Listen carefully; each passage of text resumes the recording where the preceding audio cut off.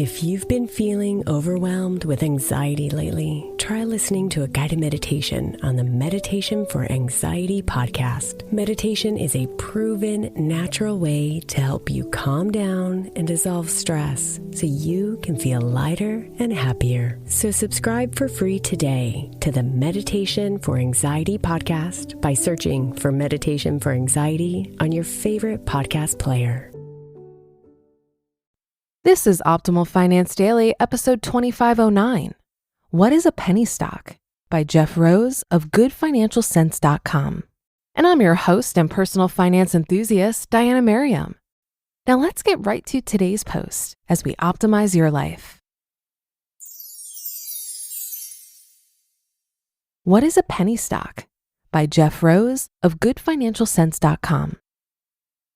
Being employed in the securities industry has its fair share of unique and challenging situations. One situation that I always find comical is when a client calls me and wants to buy some obscure penny stock that they claim is the next sure thing.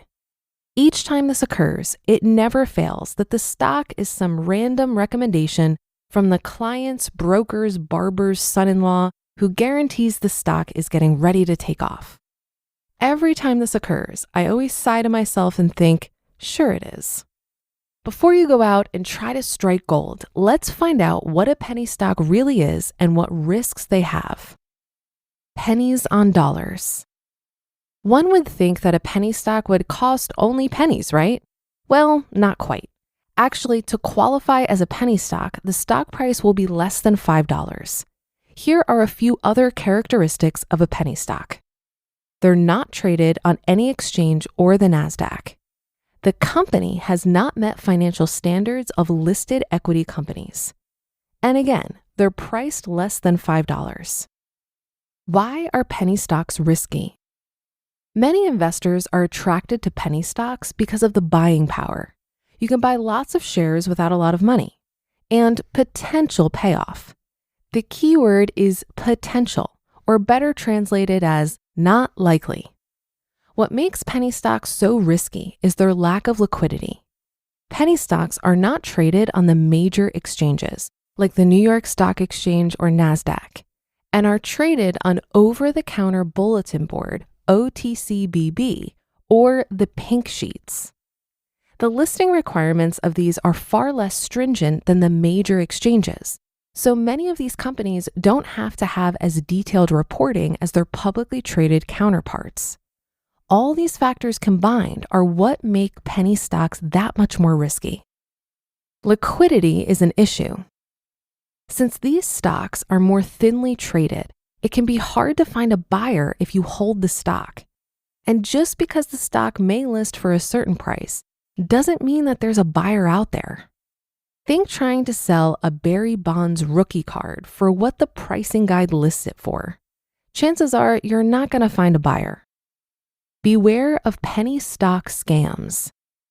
Many of us have been exposed to some sort of scam promoting penny stocks. According to a study conducted at Oxford, 15% of all email spam was related to penny stock fraud. According to the study, quote, people who responded to the pump and dump scam lost 8% of their investment in 2 days. Conversely, the spammers who buy low-priced stocks before sending the emails typically see the return of between 4.9% and 6% when they sell, end quote.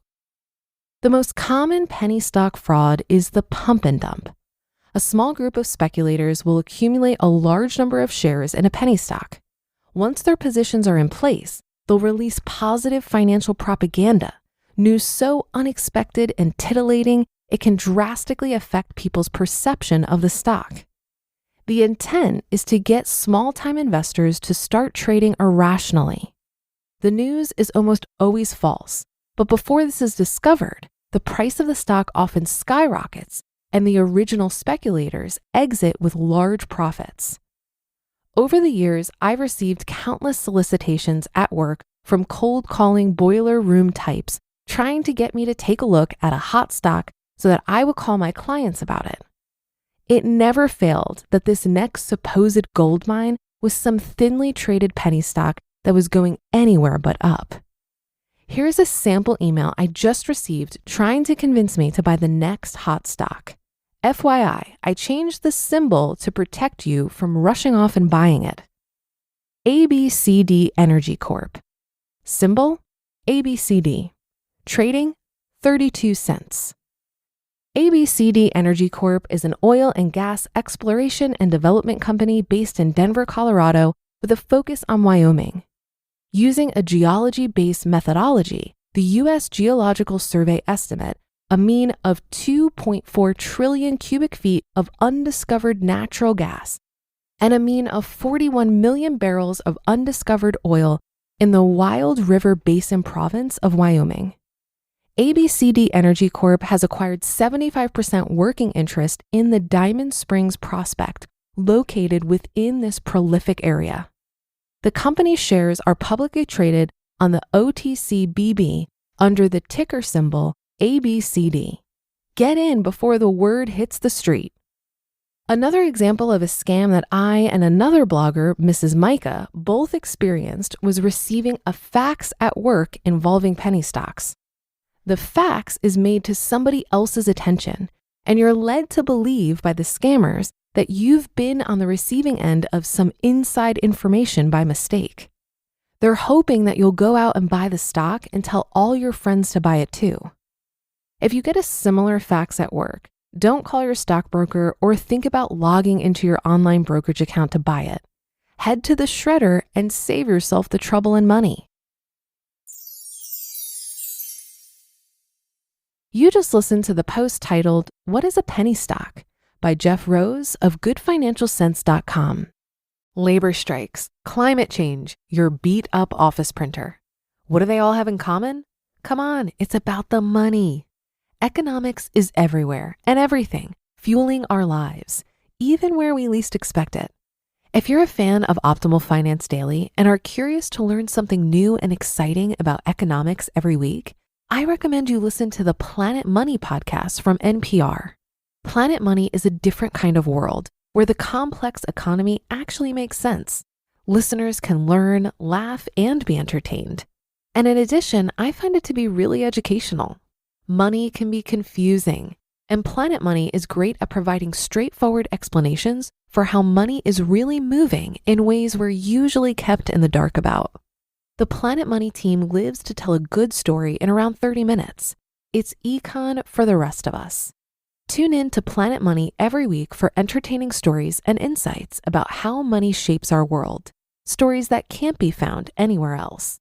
Listen now to Planet Money from NPR, wherever you get your podcasts. I don't think much about penny stocks because to me, this isn't investing, it's gambling. I put it in the same category as other speculative things like cryptocurrency.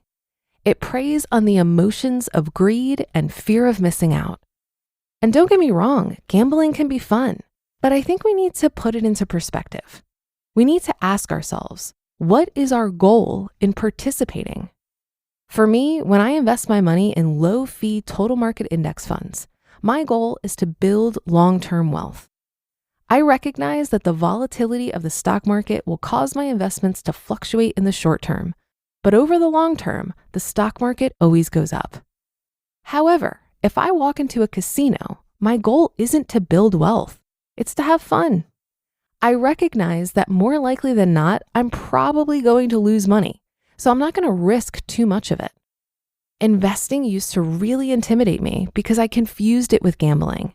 I thought I was going to have to pick stocks, buy and sell, make bets, and pore over financial statements. But now I understand that I don't have to choose stocks. I can simply buy all of them. And by not trying to beat the market, I can reliably grow wealth through the power of compound interest over the long term. That should do it for another edition of Optimal Finance Daily. I'll be back tomorrow as usual, so I'll see you there on the Wednesday show, where your optimal life awaits.